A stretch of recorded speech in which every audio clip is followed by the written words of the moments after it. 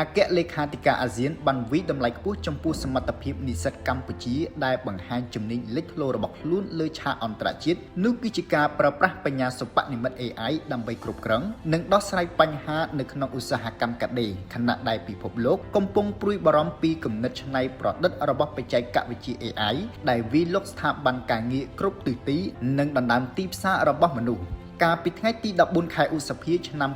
2026នេះនិស្សិតកម្ពុជាដែលមកពីសាកលវិទ្យាល័យអាមេរិកកាំងភ្នំពេញនិងវិទ្យាស្ថានបច្ចេកវិទ្យាកម្ពុជាបានបង្ហាញភាពច្នៃប្រឌិតដោយប្រើប្រាស់បច្ចេកវិទ្យាបញ្ញាសិប្បនិម្មិតរបស់ក្រុមហ៊ុន Huawei ដើម្បីគាំទ្រឧស្សាហកម្មកាត់ដេរតាមរយៈការរកឃើញកំហុសឆ្គងឆ្លាតវៃនិងដំណោះស្រាយត្រួតពិនិត្យគុណភាពនៅក្នុងការប្រកួត Huawei ICT APAC វគ្គផ្ដាច់ព្រ័ត្រតំបន់នៅទីស្នាក់ការកណ្ដាលអាស៊ានក្រុងហ្សាកាតាក្នុងប្រទេសឥណ្ឌូនេស៊ីកម្មវិធីនេះក្រុមមូលនិធិអាស៊ាននឹងរៀបចំដោយក្រុមហ៊ុន Huawei មាននិស្សិតជាង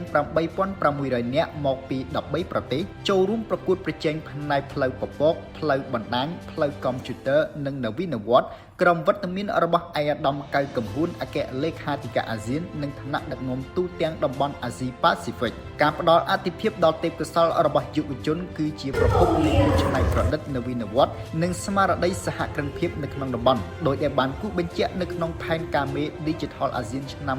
2030ទេពកោសល្យ Digital គឺជាចង្វាក់បេះដូងនៃចក្ខុវិស័យនេះជាការលើកឡើងរបស់ឯកឧត្តមកៅកំហួន